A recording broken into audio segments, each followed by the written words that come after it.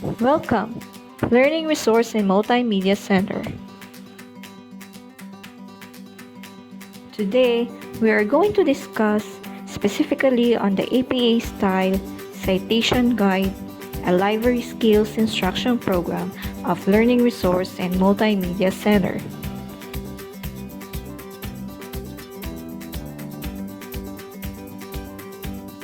Objectives: to be aware the different APA formats in bibliography making. Second, distinguish the use of each APA format. Third, manifest mastery in making bibliography types of information resources. And lastly, appreciate the importance of citing sources. What is APA?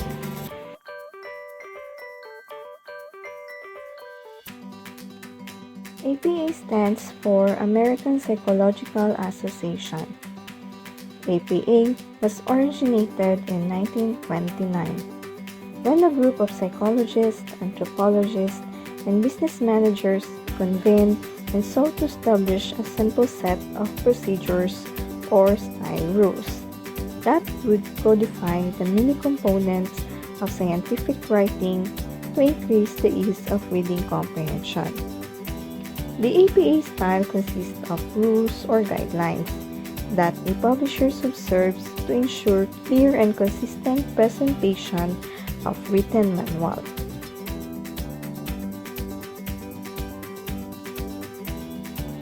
Why is APA style is needed?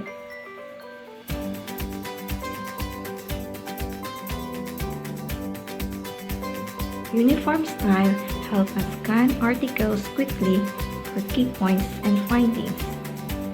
It also encourages full disclosure of essential information and allow us to dispense with minor distractions.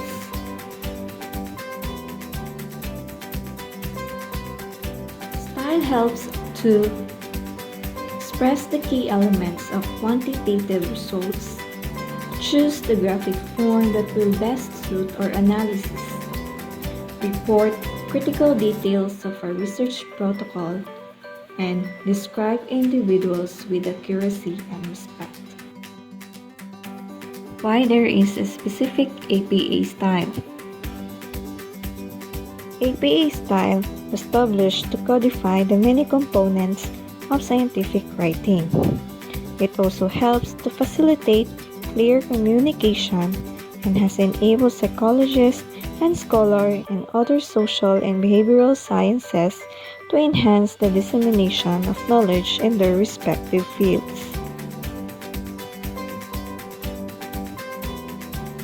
Here are the different types of authorship or resources. Let's start the single author entry. When a single author is listed for a text, a typical reference entry will appear as follows. It begins to the author last name, followed by a comma. Second is the author's initial. The 1973 here is the date of publication, in parentheses. Then, attachment at lost, identified as the title of the book. Take note, only the first word should be capitalized. The place of publication comes next, followed by a colon, then the name of the publisher. So this is a formal entry of the single book authorship.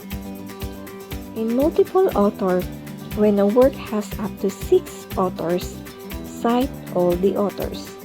When the work has more than 6 authors, list the first 6 authors and use et al. Not italize and with a period after al to signify the remaining authors.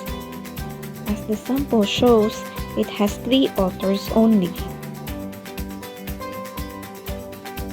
Another sample, when the work has more than 6 authors, take note, after the 6th author, that's the time you're going to use the et al. With a period after al. References should be double-spaced, use a hanging indent format. The first line of each reference should be flush to the left and each subsequent line should be indented. The date of publication comes next in parentheses. The title should be italicized, but only the first word should be capitalized. The place of publication comes next, followed by a colon, then the publisher. Number 3. Corporate authorship. When a work is published by a corporation or institution, a typical reference entry should appear as follows. The entry should begin the full name of the corporation or institution. The date of publication comes next in close parentheses. The title should be italicized, but only the first word should capitalize. The place of publication comes next, followed by a colon, then the publisher. Number 4. Edited collections. For edited collection, when the editor or editors are listed for a text, a typical reference entry will appear as: it begins the author last name and the initials, then an abbreviation of editor in close parentheses. The date of publication comes next in parentheses. The title again should be italicized, but only the first word should be capitalized. The place of publication comes next, followed by a colon, then the publisher. For translated works, an English translation of a text typically appears as: an entry shows begin on the original author, after the author last name and initial. The date of translation's publication comes next in parentheses, followed by a title. Then the initials of the translator, his or her last name and the abbreviation. Trans should appear in parentheses after the title. The place of publication comes next, followed by a colon, then the publisher. The original publication date is the portion of the entry and should be in parentheses with the note original work published, followed by the date. Number 6. Second work by same author. For the second work by same author, when listing 2 or more works by the same author in your reference list, the work with the earlier publication date should come first. An entry shows to this sample. How about if the publication date is the same? Then, the entries should appear alphabetically by title, excluding A or the. Lowercase letters such as A, B, C, etc. are placed immediately after the year within the parentheses. Take a look on the sample shows. 7. No author identified. If no author is identified, begin with the title. Alphabetize this kind of entries by the first significant word in the title. A sample entry follows. Begin to the title in italicized, followed by a period. Then, the date of publication in parentheses. The place of publication comes next, followed by a colon, then the publisher. 8. Typical book. A typical bibliographic entry for a book will appear as follows. It shows same format to the book's single author. 9. Reprinted or republished book. For reprinted or republished book, just follow this model to list a republished or reprinted book. On the sample shows that the year given after the author's initial is the reprinted year. Then, after the publisher, you just put there the year of the original work published in parentheses. 10. Specific edition of a book. In specific edition of a book, the reference entry shows that if a particular book has an edition, you are going to place it after the title. which is the 5th edition as example in parentheses. Take note, no period between the title and parenthetical information. 11. Typical periodical. For a journal article, the sample entry shows a basic format. It begins with the author, date of publication, the title of an article, followed by the title of the periodical. Then, the volume number or issue number if available. And lastly is the pagination.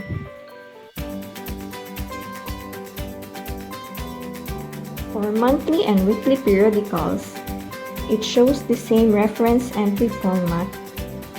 Only the date of publication will be replaced in a given particular month or a week of publication. 12. Newspaper articles. For newspaper articles, when a newspaper article is cited, a typical bibliographic entry will appear as follows.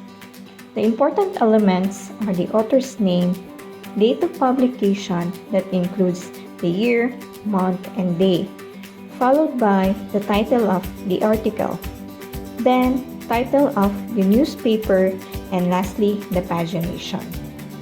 Take note, if the article appears on discontinuous pages, give all the page numbers and separate them with a comma. 13. Electronic resources. Individual web pages and documents hosted online are cited similarly to print content. The sample entry, it begins with author's last name, author's initials, date that the document was published in parentheses, followed by the title of the document, then title of the online journal, and volume number in italics, if the source is e-journal. The date of the document was retrieved and the year, followed by the source or the URL. 14. Social media citation. For the blog post, generally provide the year, month, and date. Include these within the parentheses in your reference. If the blog doesn't give the level of detail, just include the year or year and month if that's all you can find.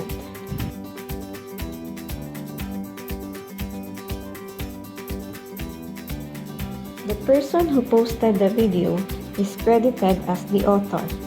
Use the person's real name if available, followed by the username. If the username is not visible on the page, check the About page of the user that uploaded the video.